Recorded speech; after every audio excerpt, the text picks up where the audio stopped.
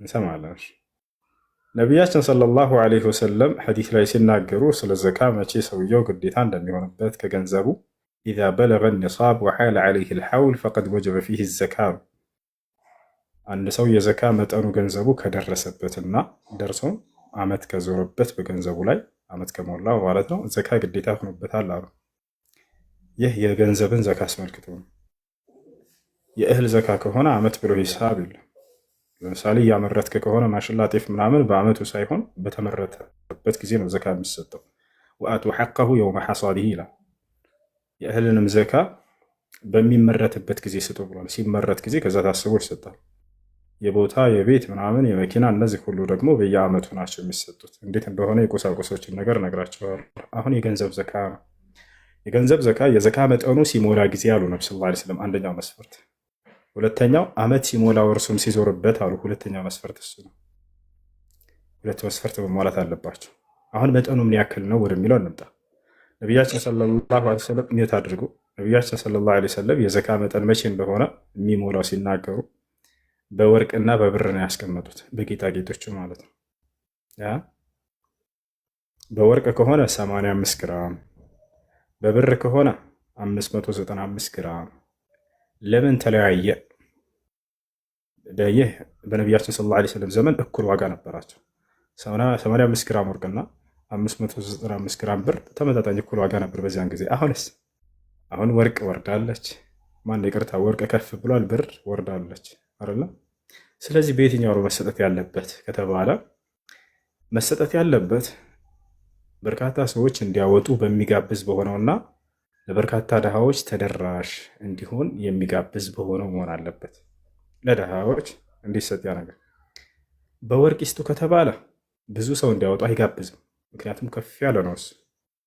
በብር ከሆነ ግን ቀለል ያለች ስለሆነች ብዙ ሰዎች እንዲያወጡ ይጋብዛል፣ ለብዙ ሰዎችም ተደራሽ እንዲሆን ያደርጋል። ስለዚህ በብር ነው መስጠት ያለበት።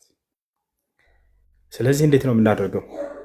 ቀጥታ ወደ ወርቅ ቤት እንሄድና 595 ግራም ብር በአሁን ሰዓት ስንት ይሸጣል ብላችሁ የወርቅ ቤትን ባለቤት ትጠይቁታላችሁ። ያውቁታል። 1 ግራም ይሄን ያክል ነው ብሎ ይነግርሃል። የ595 ግራም ብር ደግሞ ምን ያክል ገንዘብ እንደሚያወጣ ታስበህ ያንን ትንትላለህ። ለምሳሌ 100 ሺህ ብር ያወጣል ካለ አጠቃላይ 595 ነው። 100 ሺህ ብር ያወጣል ካለ 100 ሺህ ብሩ እጅህ ላይ ገብቶ ዓመት ሞልቶት ከሆነ ዓመት ዞሮበት ከሆነ የዛኔ ዘካ ግዴታ ሆኖበታል። ታዲያ እንዴት ነው የምናወጣው ከተባለ 100 ሺውን ያላቸውን ገንዘብ ሲካፈል ለ40 በማድረግ የሚመጣ ውጤት የዘካ ብር ነው። የትኛውም ከፍ ያለ ብር ቢኖራቸውም ለ40 ነው የምታካፍሉት። 100 ሺህ ሲካፈል ለ40 ስንት ይመጣል? 2500 ብር ማለት ነው። በዓመት እችነች በቃ 200 ሺህ ከሆነ ያለህ ደግሞ ያንን ለ40 ስታካፍለው 5000 ብር ይወጣቸዋል። በዚህ መልኩ ታወጣላችሁ። ይሄ ነው። ታዲያ ማዳም ቤት ያሉ ልጆች ገንዘባቸው የሚጠራቀም ከሆነና የዘካ መጠኑ ላይ የደረሰ ከሆነ የዘካ መጠን መድረሱ ባንክ ቤት ያለውም የዛኔ ኪሳችሁ ያለው ጆሮች ላይ ያስቀመጥሽው ካለ ሙዳይ ላይ ያስቀመጣችሁት ካለ እዚህ ጠቅልለው እናቶቻችን ብር ያስቀምጣሉ። ያም እንዳይረሳ ብዬ ነው። ኪስህ ላይ ያለ ሁሉ የሚደመርና ጊዜው የመደመር ስለሆነ ከዛ ያ ሙሉ ተደምሮ የዘካ መጠኑ ደርሶ ወይንም አልፎ ከሆነ ለ40 ከፍለህ ዘካ ታወጣለታለህ ማለት ነው። ያ ነው። ይሄን ይመስላል። ወአለይኩም ሰላም። አንድ ትቀጥላላችሁ። ይቅርታ፣ የመሬትና የቦታ የመኪና ምናምን ከመናገሬ በፊት በዚህ ላይ ጥያቄ ካለሽ ቀጥል። ገብቶኛል። መልካም። አሁን ወደ ቦታ እንሂድ። የቦታ ዘካ ወይንም የመሬት ዘካ እሱም እንዲሁ ዓመት ሲሞላ ጊዜ ነው የሚወጣለት። ልክ ዓመት በሚሞላ ጊዜ ያ ቦታ ለሁለት ይከፈላል። አንደኛ ለመሸጥ የተዘጋጀ ቦታ ከሆነ ነው ዘካ የሚወጣለት። ሽጠህ ለማትረፍ ብለህ ገንዘብ ያስቀመጥክበት ከሆነ እሱ ነው ዘካ ያለበት። ቤት ልትሰራበት ለመኖሪያ ከሆነ ግን የለበትም። ቦታች ነው። ቤትም ልክ እንዲሁ ለሁለት ይከፈላል። ያንን ቤት ለመሸጥ የገዛኸው ከሆነ ዘካ ይኖርበታል። ከነቤቱ ሙሉ ታስቦ ልክ ዓመቱ ሲሞላ ጊዜ። ለመኖሪያ ከሆነስ መኖሪያ ቤት ይሄ ያው ቤት ያለው ዘካ አለበት የለበትም? ለመኖሪያ ከሆነ ለመኖሪያ ከሆነ ዘካ የለበትም። ቦታች አሁን ይሄን ከተረዳን ኪራይስ ቤት ዘካ አለበት ወይ? አዎ የሚከራይ ቤት ዘካ አለበት። ግን ዘካ የሚወጣው ከሚከራይ ቤት ከቤቱ ታስቦ ሳይሆን እንደቀደሙ ለምሳሌ ለመሸጥ የገዛሁት ቤት ከሆነ ሙሉ ቤቱ ምን ያክል ያወጣል ተብሎ ታስቦ ነው ዘካ የሚወጣለት። ለኪራይ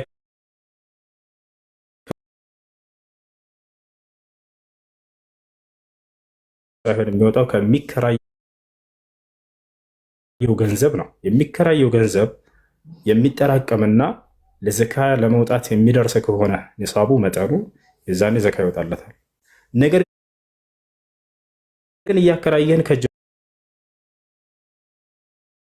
ወደ አፍ እስከሆነ እዛው ቤተሰብ የሚበላው ከሆነ ለዘካ የማይደርስ የማይጠራቀም ከሆነስ የዛኔ ዘካ የለበትም።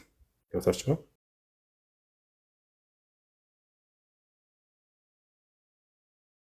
አያቴን ቅማያንቴን ጓደኞችን ለእነዚህ ከሆነ ይሄ ዘካ የለበትም ጭራሽ ለቤት አገልግሎት ከሆነ። ሶስተኛው ምንድን ነው? ታክሲ ልሰራበት ከሆነ ታክሲ እየሰራ ከሆነ ማለት ነው። ይሄ ዘካ አለበት። ቅድም እንዳልኳችሁ ያ ታክሲ የሚሰራው የሚጠራቀም ከሆነና ለዘካ መጠን የሚደርስ ከሆነ ዘካ ይወጣለታል። እሺ ያን ታክሲ ሰርቼ ከእጅ ወደ አፍ የሚሆን ከሆነስ እዛው ቤተሰብ ማስተዳደርበት ከሆነና የማይጠራቀም ከሆነስ የዘካ መጠኑ የማይሞላ ከሆነ ይሄ ዘካ የለበትም። ምክንያቱም ለዘካ መጠኑ መሙላት አለበት ዘካ እንዲወጣ ዘንድ። ይሄን ያስላል። እሺ ጥያቄ ያለው ካለ ገጠር ኡስታዝ ጥያቄ ምንድን ነው? ሰላም አለይኩም ኡስታዝ። ፈልጌ ነው። ወአለይኩም ሰላም። ምን አልከኝ? ስለዚህ ነው ለመጠየቅ ፈልጌ ነበር። እሺ ሚስት ያለው ዚና የሰራ ሰው እንዴት ነው ቅጣቱ? ሸሪዓ ሀገር ላይ ከሆን ከተወገ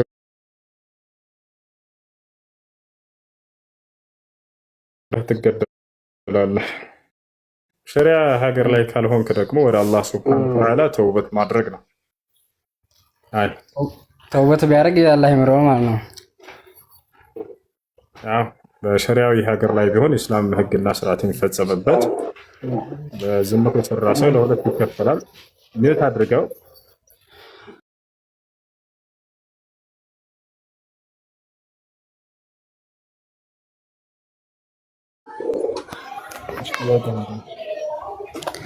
እህቴ ውጭ ሀገር ነው እና የምትኖረው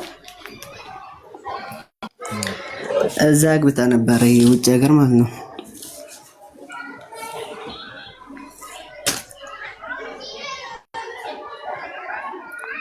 ወንድም እዛ አግብታ 5 ዓመት ከተለያዩ 2 ዓመት ሞልቷታል።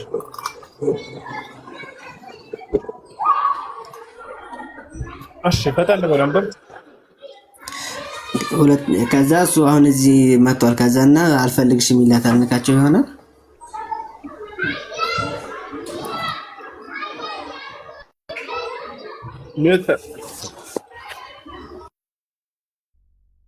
ማንጋ ነው ወንድም እባክህ ከይቅርታ ጋር ወርዳዳም። አንድ ባል ሚስት እያለው አልፈልግሽም ካላት ኒካሁ ይወርዳል ወይ ነው? አይወርድም። ኒካህ የሚወርደው ሶሪሕ በሆነ ግልጽ በሆነ የፍቺ ቃል ነው። ፈትቼሻለሁ ካላት ይወርዳል። ኒካሁን አውርጄልሻለሁ ካላት ይወርዳል። ፈትቻታለሁ ብሎ ከተናገረ ይወርዳል። ፍች ነሽ ካለ ይወርዳል። ተፈተሻል ካለ ይወርዳል። አልፈልግሽም፣ እኔና አንቺ ከዚህ በኋላ አልቆልናል፣ የኔና አንቺ ጉዳይ ከተማ፣ ሚስቴን አልፈልጋትም፣ እንዲህ አይነት ቃላቶች ኪናያ ናቸው፣ ቅንያዊ ንግግር ናቸው። ሶሪሕ የሆኑ ግልጽ የሆኑ የፍቺ ቃል አይደለም። ደግሞ ግልጽ በሆኑ የፍቺ ቃል ነው የሚወርደው።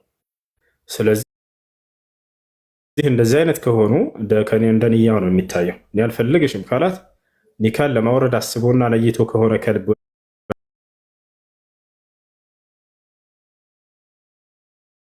አይወርድም። አይ አሽ ጥያቄ አደረገት።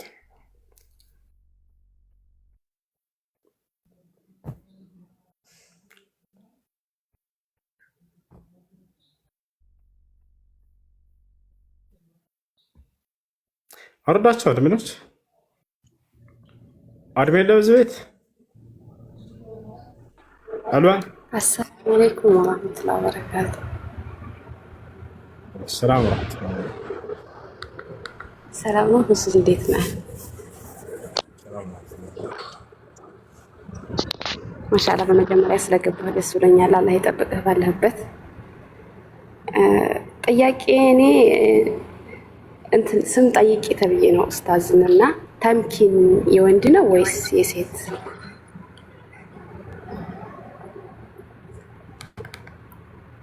የወንድ ነው። طيب شكرا جزاك الله خيرا.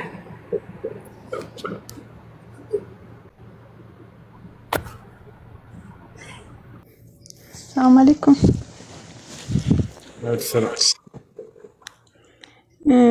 እሱ ጥያቄ ነበረኝ ማለት ነው። ለምሳሌ ጾም የባለፈው አመት 4 ቀን ነበረብኝ እና ደግሞ ያኔ ማሞኝ ነበር ያልጾምኩት። አመቱ ሙሉ ያኔ ወሩ ሙሉ አልጾምኩም ነበር። ስከፍል ደግሞ ድንገት አሁንም የካንሰር በሽታ ታመምኩና ይሄኛውም ተጨመረብኝ ማለት ነው። አሁን ይሄኛውም ባለፈው ሙሉ በሙሉ አልጾምኩትም። የባለፈው 4 ቀን አለብኝ። እንዴት ነው የምጾመው? ያለምንም ምክንያት ነው እስከዛሬ ያሳለፍሽው? ቀጣዩ ረመዳን እስኪመጣ ድረስ ያሳለፍሽው ወይንስ በምክንያት ነው ታመሽ ምናምን?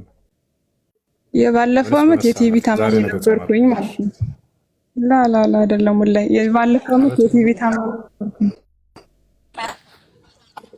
ከዛ መድኃኒት ደግሞ ወስድ ነበርኩኝ። 6 ወር ሙሉ ተወስዳለሁ። እንደዛ ከሆነ ቀጣ ብቻ ነው የምታወጪው።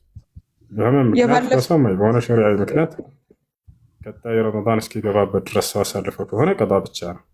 ዛሬ ነገ ጾማለሁ እያለ ግን ምቹ ጊዜ አግኝቶ አላህ ሆኖ አውቆሆን ብሎ ቀጣይ ረመዳን እስኪገባ ድረስ ቀጣ ያሳለፈ ሰው ቀጣም ከፋራም አለበት። ከፋራው ለእያንዳንዱ ቀን አንዳንድ ድሃ ማብላት። የአሁኑ ረመዳን ከሆነ ቀጣ ብቻ ነው የምታወጪው። ያለፈ ከሆነ ያለ ምንም ምክንያት ከሆነ ያሳለፍሽው ቀጣም ከፋራም፣ በምክንያት ከሆነ ታመሽ ከሆነ ቀጣ ብቻ። አሁን ለምሳሌ እኔ መክፈል እችላለሁ በብር ማለት ነው። አሁንም መጾም አልችልም። ያኔ ኪማዊ ስለምወስድ ምንም መጾም አይቻልም። ወደፊት የመሻል ተስፋ አለሽ ብሎሻል ዶክተር ወይንስ አይሻልሽም ብለውሻል? ያኔ የደም ካንሰር ነው የረጅም ጊዜ እንደዚህ ዲናል ምናምን ተስፋም የለም። ብቻ እንጃ። እንደሱ ከሆነ በመጀመሪያ አላህ አሽርሽ፣ ሶብር አድርጊ። ከአላህ ዘንድ ትልቅ አጅር አለው። በበሽታ ተፈትነው ሶብር ያደረጉ ሰዎች ከአላህ ዘንድ ትልቅ ምንዳ አላቸው። ሶብር አድርጊ። ሁለተኛ ነገር የመሻል ተስፋ ከሌለው እንደዚህ ከፋራ ነው የምታወጪው። አንዳንድ ምስኪን እያበላሽ በየረመዳን በመጣ ቁጥር ማሳለፍ አቅሙ ካለሽ፣ ከሌለሽ አታበይም። ራሱ ምንም የለብሽ። እሺ አመሰግናለሁ። መርሐባ። እሺ ኮሜንት ላይ ወአለይኩም ሰላም። ኮሜንት ላይ እስኪ ካየኸኝ ምናልባት ይችላል ለአንቺን አለሽላት ፕሮፋይል ነው የምታየው። መልስልኝ። የምሰራበት ቤት ጡሴ ማለቴ ጩጫ ገራም ይሸራል ያስቸግረናል። ሳጸዳ ይሞቱብኛል እና ተጠያቂ ሆናለሁ ወይ? ያሰላም ያሰላም። ለጩጫን የሚጨነቅ ልብ ምን አይነት ንጹህ ልብ ነው ያጀማ! ይሄ ነው ሙስሊም። በቃ ህይወት ያለውን ነገር እንዳላጠፋ ብሎ ከአላህ ፊት እጠይቃለሁኝ ብሎ መጨነቅ። ያሰላም ያሰላም። ጃአ ረጁሉን ኢለ ነቢይ ሰለላሁ ዐለይሂ ወሰለም ያ ረሱለላህ ወላሂ ኢኒ ለአርሐሙ ሻት فقال له النبي صلى الله عليه وسلم والشاة إن رحمتها رحمك الله. عند سود نبي صلى الله عليه وسلم قال متانا أنت يا الله ملكتني أنا لفيلوش بتأمازن الله نقراቸው ለፍየልም ቢሆን እንኳን ብታዝንላት አላህ ለአንተ ያዝንልሃል አሉት ነብዩ ሰለላሁ ዐለይሂ ወሰለም። ይህ ነው ኢስላም አይደለም ለሰው ለእንስሳት በማዘናቸው ምክንያት የሚያጸድቃቸው የሆነ ሃይማኖት። ስለዚህ ነገር ግን አሁን ሌላው ነገር ምንድነው? ሰው ላይ ችግር የሚያደርሱ ፍጥረታቶች እስከሆኑ እባብ አዝናህ ቤትህ ታስገባዋለህ፣ ትንከባከበዋለህ? ላ አይደለም። ጉዳትን የሚያደርስ ከሆነ እነሱ ይገደላሉ። ጊንጥ አለ ቤትህ ቢገባ ና እንግዳዬ እንኳን ደህና መጣ ወደ ቤት ብለህ ምግብ አትሰጠው አይደለ? ትገለዋለህ። እነዚህ ናቸው አደጋ የሚያደርሱ የሆኑ። አደጋ የማያደርሱ ከሆነ ግን እነሱ ለምሳሌ አሉ ሌሎች ፍጥረታቶች ነፍስ ያላቸው እነሱ ቤታችሁ እየገቡ ቢያስቸግሯችሁ በሰላም ማስወጣት የምትችሉ ከሆነ አሰጧቸው በሰላም። የማትችሉ ከሆነ ግን እነሱን በማያሰቃይ መልኩ ቶሎ ብላችሁ መግደል። ለምሳሌ ሸረሪት ገባች ቤታችሁ ውስጥ፣ ምግብ ውስጥ ልትገባ፣ ልጆቻችሁ አፍ ውስጥ ልትገባ ትችላለች። ከቻላችሁ አስወጧት።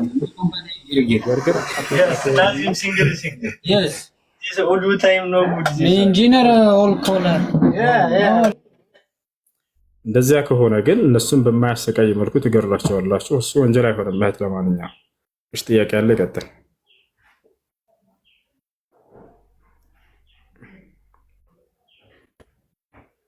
ጥያቄ ደግሞ ሰዎች በረሮም እንደዛ። እኔ አንድ ጥያቄ ነበረ።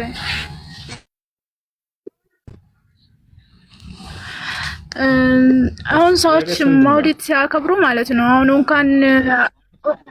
እንኳን ያደረሳችሁ ማለት ይሄ መውሊድ ሲባል ማለት ነው። ያኔ እኔ አላከብርም ነው የምለው ወይንም እንኳን ያደረሳችሁ ሲባል ማለት ነው። እኔ አላከብርም ነው የምለው ምንድን ነው የሚባለው ማለት ነው? ሰው እንኳን ያደረሰሽ ይላል። አሁን ለምኑ እኮ ሰማች። ሶስት ጊዜ ደጋገምሽው ጥያቄውን። ሰማኝ አንድ ጊዜ አዳምጪ። እሺ አዳምጪ። እንኳን ያደረሰሽ ይልሻል መውሊድን መታ ለምኑ ባያቸው ለነብዩ ሰለላሁ ዐለይሂ ወሰለም የልደት በዓል ይሏቸዋል። ይሄን የልደት በዓል ነብዩ ሰለላሁ ዐለይሂ ወሰለም አዘውናል ወይ ባያቸው። አይ አላዘዙንም ነው የምትልሽ። አይ አዘውናል ካለች ማስረጃ ስጪ ይወያት። አይ አላዘዙንም ካለሽ እንዴት ብለሽ ነው ታዲያ ነብዩ ሰለላሁ ዐለይሂ ወሰለም ያላዘዙትን ቢድዓ ለመስራት የደፈርሽው ባያት። እሺ እንደዛ ነው። ስህተት ላይ ያሉ ሰዎች ሲመጡ ዝም ብላችሁ በነፃ አትልቀቋቸው፣ አስተምሯቸው። ሰላም አለይኩም ሱብሃነከ ወአለይኩም ሰላም ወራህመቱላሂ ወበረካቱ። እንዴት ነው? አልሐምዱሊላህ። ታሳ ይሰማል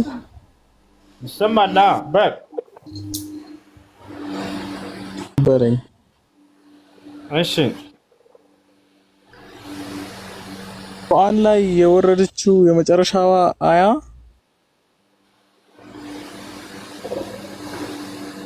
ይሰማል? አዎ ይሰማል ወንድም።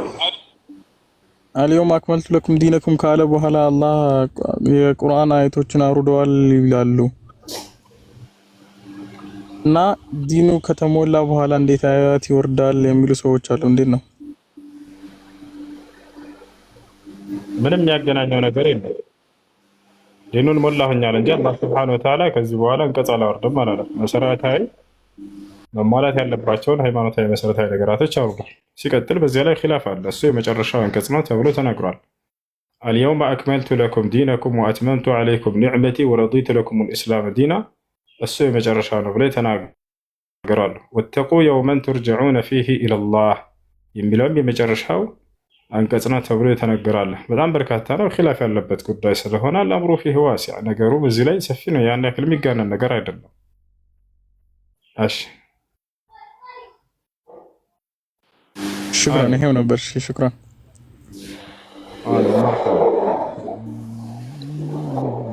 እሺ እሱ ሰላም ነው። ወረፋው የኔ ነው። ካሳደፍክብኝ። እሺ ሰላም ነው። እንዴት ነሽ? እንዴት ነህ? አልሐምዱሊላህ። እሺ እሺ ጥያቄ ነበረኝ። እሺ ግን ማርያምን እያስወረድከኝ ነው። እንዳታስወርደኝ እሺ። እኔ አልሳደብ አታካል አደርግም። ለምንድን ነው የምታስወርደኝ? እሺ ጥያቄሽ ምንድን ነው? ጥያቄ ስለ አላህ ነው። እሺ እሺ አላህ ማለት በምጽአት ጊዜ ሰዎች ከመቃብር ተነስተው ምናምን ወደ ገሃነብ ሲገቡ ገሃነብን መጀመሪያ ቃል ኪዳን ገብቶላታል አይደለ?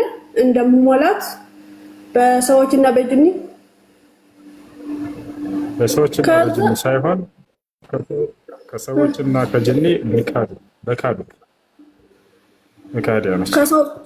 ከሰዎችና ከጅኒዎች ከሰውና ከጅኒ ሳይሆን ከሰውና ከጅኒ ሆነው ለሁለት ይከፈላሉ። ያመነና ይካዳል። በሚክዱት የሰይጣን ተከታይ በሚሆኑት ሰይጣንን ወደውና ፈቅደው በሚከተሉ አካሎች በሰይጣን ተከታዮች ሞላታል ጀሃነም እኮ። በሰዎች ደግሞ አላህን ያላመኑ ማለት አይደለ? ከጀንም ያላመኑ ከሃዲያኖች እነሱ ጀሃነምን ይሞላታል በእነርሱ። አዎ ይሄንን ነው። እና አንደኛ ቃል ዓለም ሳይፈጠር በፊት ነው ቃል ኪዳን የገባላት ለጀሃነም። ምን አይነት ሰዎችን ነው የዛኔ ቃል ኪዳን የገባው አላህ? ጅኒዎችና ከሰዎች ደግሞ በአላህ የማያምን ሰዎች። የማያምን ሰው ጀሃነም ይገባል ብሎ በቅድመ እውቀት ውስጥ አለ። አይ እኮ አሁን ምን ላይ መሰረት ጥያቄ አልሞላችም። በኋላ ግን ሳትሞላ ስትቀር እግሩ ይጭንባትና ይሞላታል። ሞላ ትላለች አይደል? እሺ አሁን እዚህ ጥያቄ ማነሳው ምንድነው? አንደኛ ገሃነብን ቀድሞ ቃል ኪዳን የገባላት ከገሃነብ ጋር ያለው ፍቅር አላህ ምንድነው ነው አንደኛ ጥያቄ። ሁለተኛ ደግሞ ከሰዎችና ከጅን ነው አንዳንዱ የምን ፍቅር ነው ያልሽው? ማለት ለገሃነብ እሞላሻለሁ ብሎ ቃል ኪዳን የገባላት ከገሃነብ ጋር ምንድነው ፍቅሩ ነው አንደኛ ጥያቄ። ስለምን ፍቅር ነው የምትፈሪው? አንድ አካል ገሃነም አስገባሃለሁ ስላለ ገነት አስገባሃለሁ ስላለ ያፈቅራል ማለት ነው ገነትና ገሃነምን አምላክ? ቃል ኪዳን ገባላት እኮ እንደሙ ማለት አስቀድሞ ቃል ኪዳን እየገባ እኮ ነው። ስለ ቃል ኪዳኑ ሳይሆን ስለ ፍቅሩ ነው የጠየኩት። ገሃነም ትገባለህ አለ፣ አንድ ይገባሉ አለ ሰዎችን። ይሄንን ደግሞ ገነት ይገባሉ አለ። ስለዚህ ከዛ አስገባለሁ ካለው ነገር ምን የምን ፍቅር ነው የሚያያይዘው? እንደሱ አይነት ሚዛን ከየት ነው ያመጣሽ? አይ አሁን ዓለምን ሳይፈጠር ገና እኛ ሳንፈጠር ነው እኮ ቃል ኪዳን እየገባ ያለው። ለዛ እኮ ነው እንደዛ ያልኩት።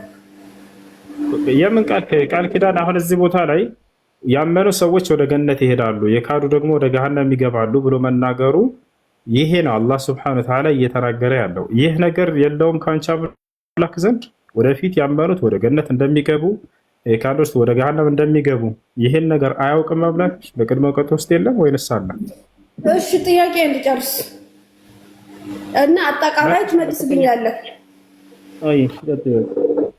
ከዛ ደግሞ በሰዎችና በጀሃነሞች ሳይሞላ ስቀር እግሩ ሲጭንበት ትሞላለች፣ ገሃነም ትሞላለች። ስለዚህ ከመጀመሪያ በሰዎችና በጅን ነው ያለው። ከዛ ደግሞ የሞላው ደግሞ በአላህ እግር ነው እየሞላች ያለች። በቀኝ የምትለው መጨረሻ ላይ የአላህ እግር ሲጫንባት ነው ገሃነምትና የአላህ እግር ምንድን ነው ብለን እንያዘው። አግኝተኸኝ ከሆነ ጥያቄ ሀሳቤ ማለት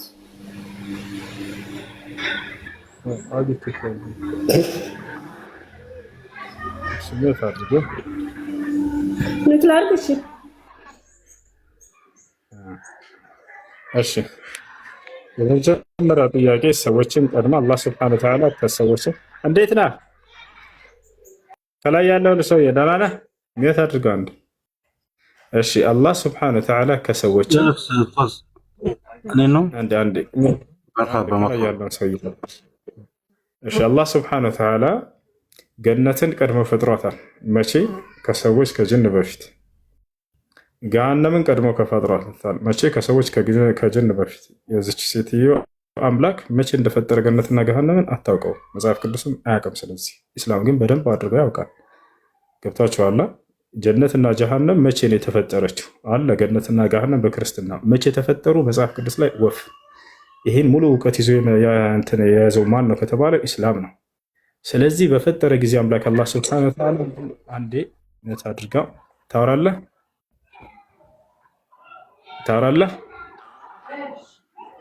የአቅማላም ነብይ ዛሬ ነው መሰለኛ እንትኑ ማነው ሰው ኮሜንት ላይ እንዳይሳደብ። እሺ ስለዚህ ቀድሞ አላህ ሱብሓነሁ ወተዓላ ስለፈጠራቸው ለምን ፈጠራቸው የሚል ጥያቄ ይመጣል። ለምን እንደፈጠራቸው ወዲያው አላህ ሱብሓነሁ ወተዓላ ተናገረ። ገነት ሆይ አንቺን ባመኑ ሰዎች እሞላሻለሁ፣ ገሃነም ሰው ሆይ አንቺ ደግሞ በካዱ ሰዎች እሞላሻለሁ ብሎ ተናገረ። ያያችሁ አይደለም? ስለዚህ ያመኑ ሰዎች ወደ ገነት እንደሚገቡ ተናገረ፣ የካዱ ሰዎች ደግሞ ወደ ገሃነም እንደሚገቡ ተናገረ። ይህ የፈጠረባቸው ዓላማ ነው። ይሄ ፍቅር ምናምን የሚል የሚያያይዘው ነገር የለም ከዚህ። ነገር ግን ለምን እንደፈጠራቸው ገነትና ገሃነምን ቀድሞ አላህ ሱብሓነሁ ወተዓላ ተናገረ። ያ ነው ይህ ነገር መጽሐፍ ላይ ሙሉ እንደሆነ መጽሐፎች ይህን ታሳያለሽ። እሺ እናያለን። መጽሐፍ ቅዱስ ላይ መቼ እንደፈጠራቸው ገሃነምን አይታወቅም፣ ለምን እንደፈጠራቸው አይታወቅም፣ አልተናገረም። የትም ላይ የለም መጽሐፍ ቅዱስ ላይ። ይሄ ነው ሌላኛው ነገር ታዲያ አላህ ሱብሓነሁ ወተዓላ የፍርዱ ቀን ሰዎች ጀሃነም የሚገቡ ጀሃነም ከገቡ በኋላ የጀነት ጀነት ከገቡ በኋላ ገሃነምን በእርሷ ላይ እግሩን እስኪያደርግባት ድረስ የሚል ሐዲስ አለ። ገብታችኋል? አላህ ሱብሓነሁ ወተዓላ ገሃነም ላይ እግሩን ያደርጋል ሲባል ጊዜ እንዴት ነው የሚያደርገው ሰዎች? ስለዚህ በምትናገሩ ጊዜ ሶስት ነገራቶችን ልታውቁ ይገባል። አንደኛ አላህ ሱብሓነሁ ወተዓላ ለይሰ ከሚስሊሂ ሸይኡን ወሁወ ሰሚዑል በሲር፣ እርሱን የሚመስል አንድም ነገር የለም። ልብ በሉ፣ ዛተን ወሲፈተን፣ በማንነቱም በምንነቱም እርሱን የሚመስል ቅንጣት የለም። እኔ በሆነ ነገር ላይ እግሬን አደረግኩኝ ሲባል እንዴት ነው የግዴታ ንክኪ ያለው የለውም? እስኪ ንገሩኝ። ንክኪ ያለው የለውም? የሆነ ነገር ሰው በሆነ ነገር ላይ ያደረገ ሲባል ንክኪ ያለው የለው? ሀል ፊሂ ሙማሳ አም ላ አለው? አያችሁ አይደለ? የፈጣሪስ ልክ እንደኔ ነው? ላ አይደለም። ቢዱን ሙማሳ ያለምንም ንክኪ ነው የእርሱ። ለምን ከተባለ ከእኔ የተለየ እንደሆነ ነግሮኛል በቁርአን ላይ። እኔን ከእናንተ ጋር በምንም አልመስልም ብሏል። ዛተን ወሲፈተን፣ በማንነታችን አንመሳሰልም። ለዚህም ነው አላህ ከዓርሽ በላይ ነው ስንል ጊዜ እኔ ከሆነ ዙፋን ላይ ነኝ ስል ጊዜ በጣም የተለያየ ነው። እኔ በሆነ ዙፋን ላይ ነኝ ስል ጊዜ ቁጭ ብያለሁ። አላህ እስከ ዓርሽ በላይ ነው ስንል ሰለፎች ምን አሉ? ያኔ ባኢኑ ሚን ኸልቂሂ አሉ፣ ከፍጥረቱ የራቀ ነው እርሱ ግን ብለው ተናገሩ። ከዓርሽ በላይ ነው ሲባል እርሱ ከዛ የራቀ ነው ከፍጥረቱ ወተቻለ አይደለ? ከዛሊክ ፊ ወضعه لقدمه الرب سبحانه وتعالى على نار جهنم፣ ገሃነም ላይ እግሩን ያደርጋል ሲባል ጊዜ ልክ እነሱ የመሰላቸው እዛ ገሃነም ላይ ጫን አድርጎ እንደዚህ ምናምን ላ፣ እንደዛ አይደለም። አላህ ስብሐነሁ ወተዓላ ያደርጋል ሲባል ጊዜ ለልክ ፍጥረታቶች እንደሚያደርጉት አይደለም። ነገር ግን እርሱ ምንም ንክኪ በሌለው አላህ ስብሐነሁ ወተዓላ ያንን ያደርጋል፣ ይሞላታል ነው። ይህን ይመስላል ወገናችን። በዚህ አንጻር መጽሐፍ ቅዱስ ላይ ማስረዳት ትችያለሽ? መጽሐፍ ቅዱስ መልሳለሁ። ቅድም ከጠየቁት ጥያቄ ጀምሮ ቀጥይ እስኪ። እሺ ጨረስክ? ላውራ? ምን እንዳልኩ ሰምተሻል? መጨረሻ ላይ አዎ ሰምቻለሁ። ምንድን ነው ያልኩት? ምንም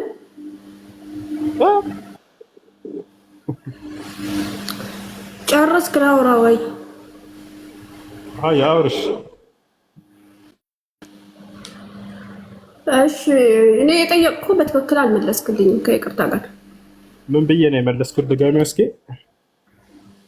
አላህ እግሩን ጫነባት ስባል ልክ እንደኛ ረግጦ መያዝ ሳይሆን እንደኛ አይደለም ብለህ ነው የመለስክልኝ። ልክ እኛ ረግጠን ስንሞላው ምናምን እንደዛ አይደለም አይደል ያልከው?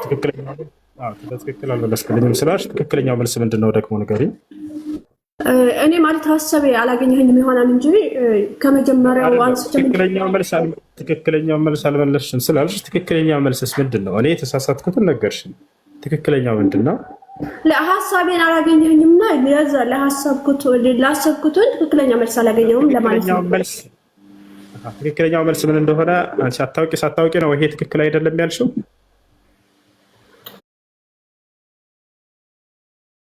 ሀሳቤን አላገኘኸኝም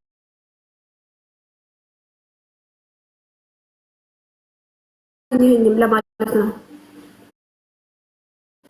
ሀሳብሽ ምን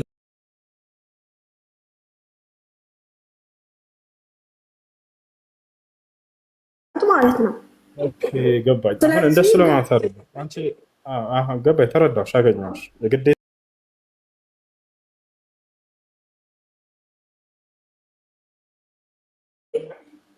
ቃል መጀመሪያ ቃል ኪዳን የገባላት ምንድነው? በሰዎችና በጅንዎች ነው ያለው እና በመጨረሻ ላይ ግን የአላህ እግር ነው ጀሃነም የሞላችው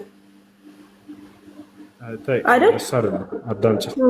አላህ በእርሷ ላይ ያደርጋል ሲባል አላህ እግሩን አስገብቶ ሞላት የሚል ሀሳብ ተረድተሽ ነው? እሷ ውስጥ እኮ ሞላ በቃኝ ትላለች ይላል እኮ አላህ እግሩ ሲጭንባት በቃኝ ትላለች አይልም አላልኩም። አንቺን ቄሶችሽ እንደሚነግሩሽ እግሩን አስገብቶ ይሞላታል ብለው የነገሩሽ እንደዛ አስበሽ ነው ወይንስ ሌላ የቅድም ያስረዳሽ አረዳድ ነው?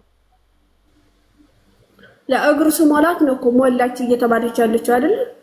መምላት ሲባል አሁን ደግሞ ግልጽ አደረግኩልሽ። ይኸው እግሩን ውስጥ ገሃነም ውስጥ ያስገባል ብለውሽ በዚያ ተረድተሽ ነው እንደዚያ ነው ያልሽው ወይንስ እንዴት ነው? እኔ ቅድም እንደዛ የሚል ማን ነው የነገረሽ?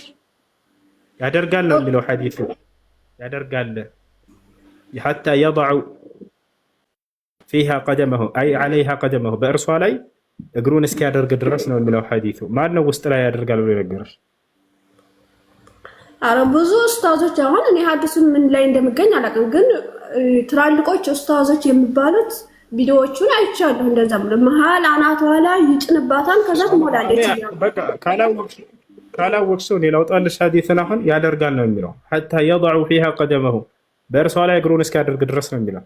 ላውጣልሽ? እሺ ደስ ይለኛል። አይ ደስ ይለኛል። ለውቀት ስለሆነ የመጣሁት ባውቀው ደስ ይለኛል። እሺ ላውጣልሽ።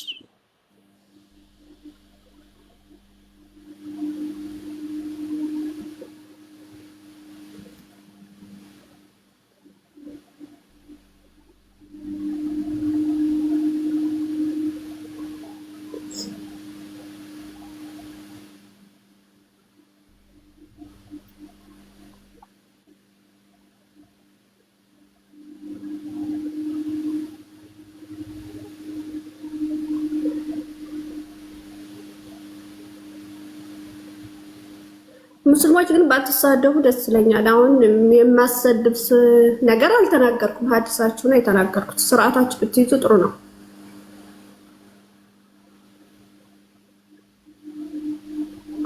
ጥያቄ መጠየቅ መብት አለኝ።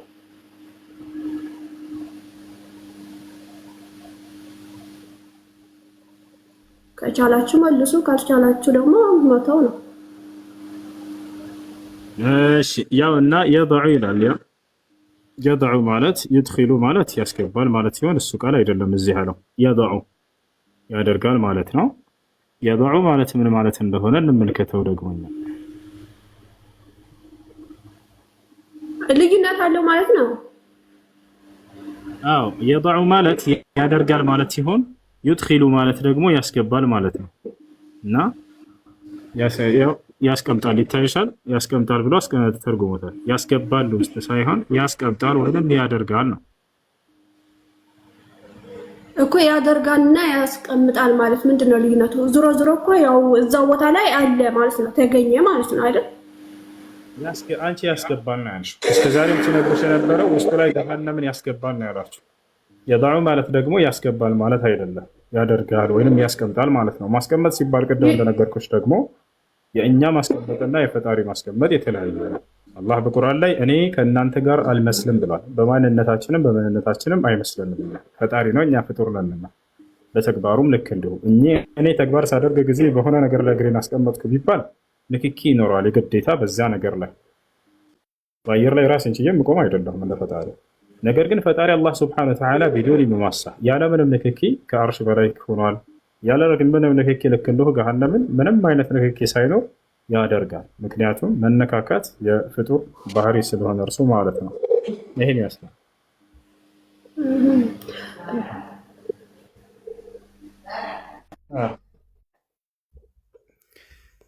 ሰላም አለይኩም ወራህመቱላሂ ወበረካቱ። ወአለይኩም ሰላም ወራህመቱላሂ ወበረካቱ። ያ ሐቢቢ ኡስታዝ አማን ነው እሱ? አልሐምዱሊላህ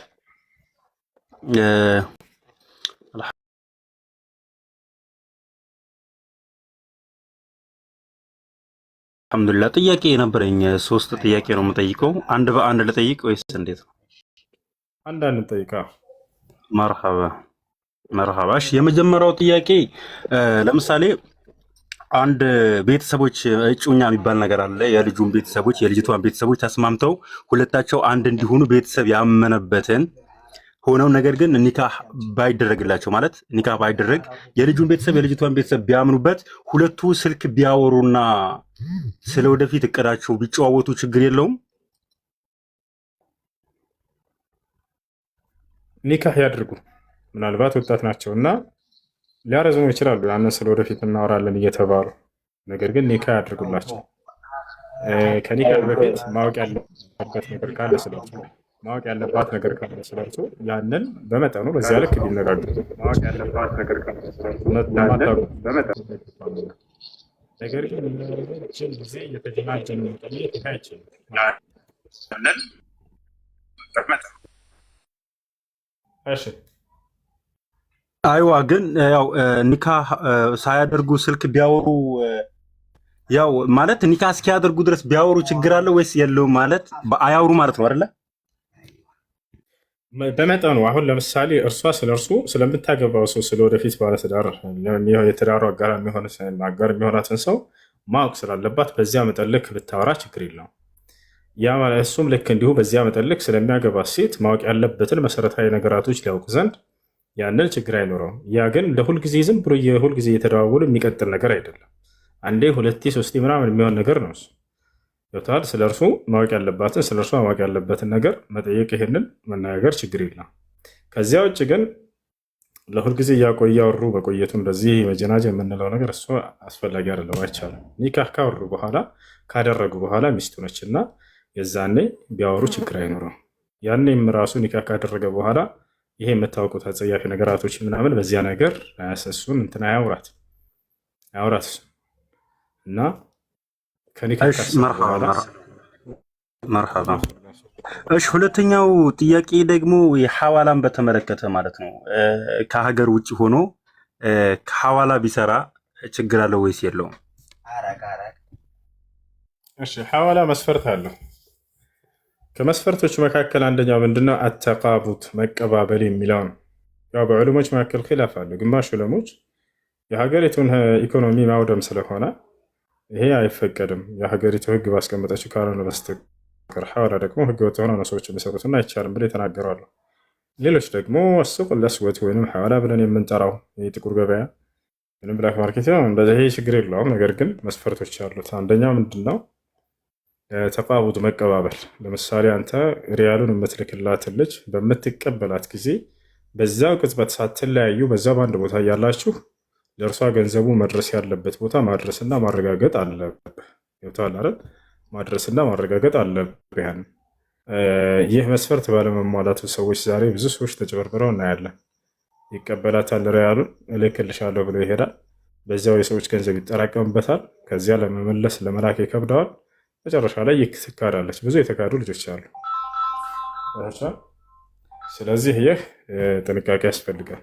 ተቃቡት መቀባበል፣ አንተ ስትቀበል ሪያሏን ብሯን መድረስ ያለበት ቦታ በአግባቡ ማድረስና ማረጋገጥ። ሁለተኛው አደም ልገሽ አለማጭበርበርና አለማታለል። አንዳንድ ሰዎች ገና የመጀመሪያ ከሆነች